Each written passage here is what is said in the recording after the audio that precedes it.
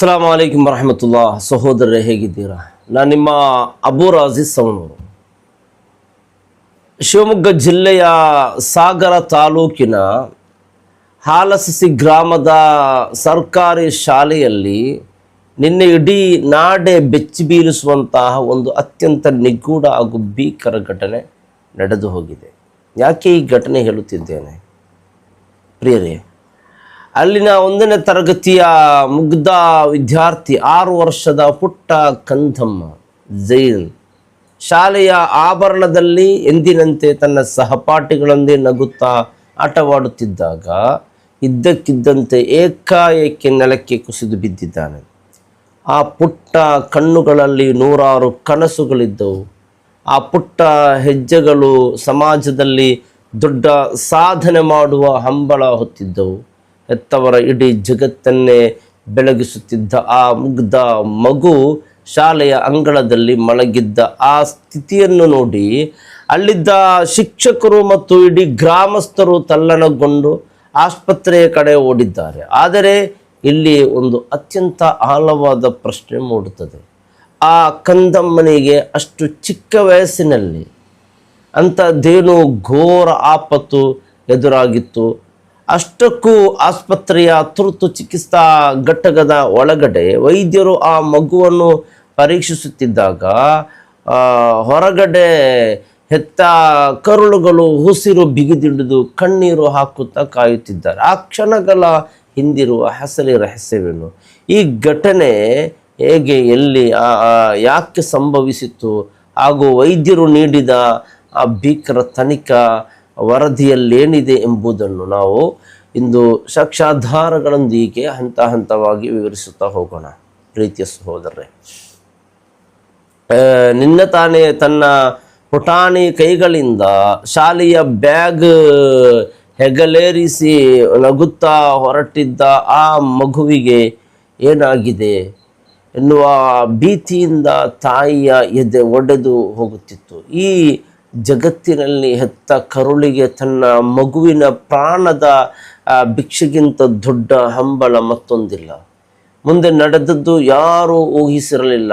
ಶಾಲೆಯ ಕೊನೆಯ ಅವಧಿಯಲ್ಲಿ ಆಟವಾಡುತ್ತಿದ್ದ ಆ ಪುಟ್ಟ ಮಗು ಏಕಾಏಕಿ ತಲೆ ಸುತ್ತು ಬಂದು ನೆಲಕ್ಕೆ ಕುಸಿದು ಬಿದ್ದ ತಕ್ಷಣವೇ ಗಾಬರಿಗೊಂಡ ಶಾಲಾ ಶಿಕ್ಷಕರು ಮತ್ತು ಸಿಬ್ಬಂದಿ ಸಮಯ ಪ್ರಜ್ಞೆ ಮರೆದು ತಕ್ಷಣವೇ ಮಗುವನ್ನು ಆ ಹಣದಲ್ಲಿ ಆಸ್ಪತ್ರೆ ಸಾಗಿಸಿದ್ದಾರೆ.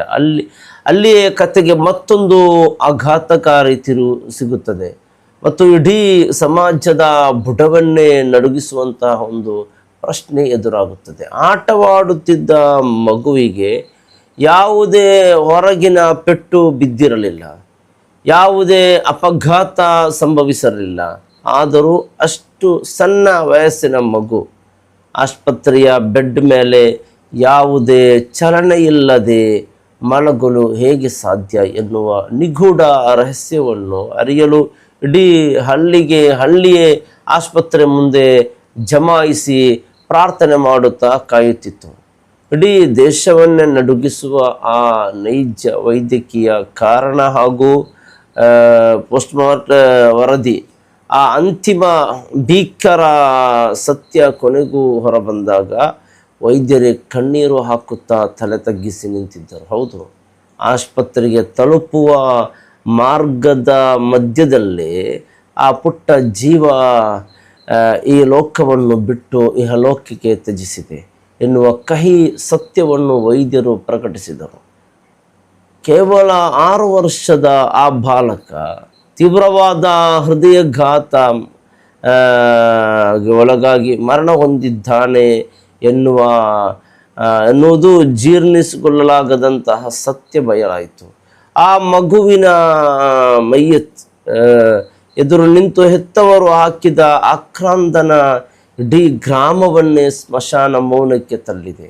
ಸಾಮಾನ್ಯವಾಗಿ 40 ಅಥವಾ 50 ವರ್ಷ ದಾಟಿದವರಲ್ಲಿ ಕೇಳಿಬರುತ್ತಿರುವ ಈ ಹೃದಯಘಾತ ಎನ್ನುವ ಮಹಾಮಾರಿ ಇಂದು ಇಂತಹ ಮುಗ್ಧ ಕಂದಮ್ಮಗಳನ್ನು ಬಲಿ ತೆಗೆದುಕೊಳ್ಳುತ್ತಿರುವುದು ಹೇಗೆ ಎನ್ನುವ ತೀಕ್ಷ್ಣವಾದ ತನಿಖಾತ್ಮಕ ಪ್ರಶ್ನೆ ನಮ್ಮನ್ನು ಕಾಡತೊಡಗಿದೆ.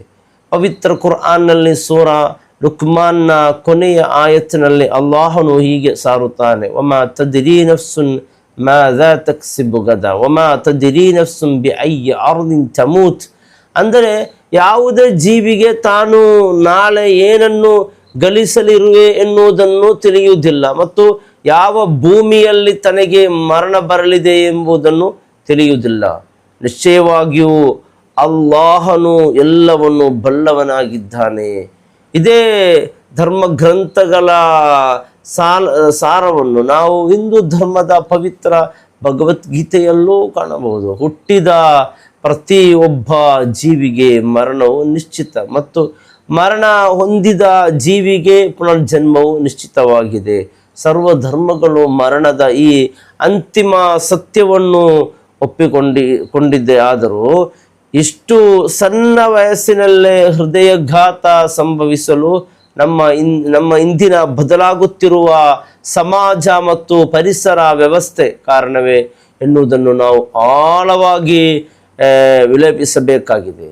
ಇತ್ತೀಚಿನ ವೈದ್ಯಕೀಯ ಸಂಶೋಧನೆ ಪ್ರಕಾರ ಇಂತಹ ಚಿಕ್ಕ ವಯಸ್ಸಿನ ಮಕ್ಕಳಲ್ಲೇ ಹೃದಯಘಾತ ಸಂಭವಿಸಲು ಜನ್ಮಜಾತ ಹೃದಯದ ತೊಂದರೆಗಳು, ಅಪಧಮನಿಗಳ ಅಸಹಜತೆ, ಅಥವಾ ಇತ್ತೀಚಿನ ದಿನಗಳಲ್ಲಿ ಹೆಚ್ಚಾಗುತ್ತಿರುವ ತೀವ್ರವಾದ ಮಾನಸಿಕ ಒತ್ತಡ ಹಾಗೂ ಆಹಾರ ಪದ್ಧತಿಯ ಬದಲಾವಣೆಗಳು ಪ್ರಮುಖ ಕಾರಣವಾಗಿರಬಹುದು ಎಂದು ತಜ್ಞರು ಆತಂಕ ವ್ಯಕ್ತಪಡಿಸುತ್ತಿದ್ದಾರೆ.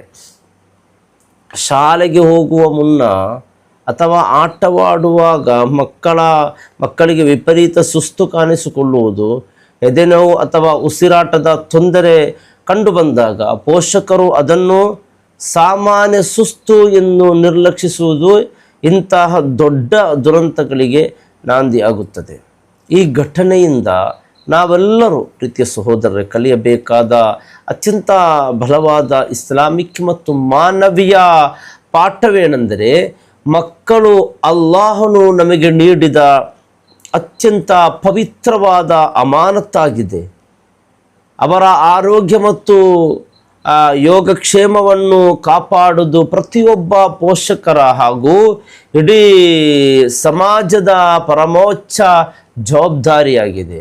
ನಮ್ಮ ಇಂದಿನ ಯಾಂತ್ರಿಕ ಜೀವನದಲ್ಲಿ ನಾವು ಎಲ್ಲಿ ತಪ್ಪು ಮಾಡುತ್ತಿದ್ದೇವೆ? ನಮ್ಮ ಮಕ್ಕಳ ಒಳಿತಿಗಾಗಿ ನಾವು ಇನ್ನು ಮುಂದಾದರೂ ಶಾಲಾ ಮಟ್ಟದಲ್ಲಿ ತುರ್ತು ಚಿಕಿತ್ಸಾ ವ್ಯವಸ್ಥೆ ಹಾಗೂ CPR ತರಬೇತಿಯನ್ನು ಕಡ್ಡಾಯಗೊಳಿಸಬೇಕಲ್ಲವೇ? ನೆನಪಿಡಿ, ಸತ್ಯ ಯಾವತ್ತೂ ಅಡಗಿರುವುದಿಲ್ಲ. ಮತ್ತೊಂದು ಸತ್ಯದ ಹುಡುಕಾಟದೊಂದಿಗೆ ಇನ್ಶಾ ಅಲ್ಲಾ ನಾನು ನಿಮ್ಮ ಮುಂದೆ ಬರುತ್ತೇನೆ. ಅಲ್ಲಿಯವರೆಗೆ ಜಾಗೃತರಾಗಿರಿ, ಭದ್ರರಾಗಿರಿ. ನಾನು ನಿಮ್ಮ ಅಬ್ಬುರಾಜಿ ಸವಣೂರು. ಅಸ್ಸಲಾಮು ಅಲೈಕುಂ ವರಹಮತುಲ್ಲಾಹಿ ವಬರಕಾತುಹು.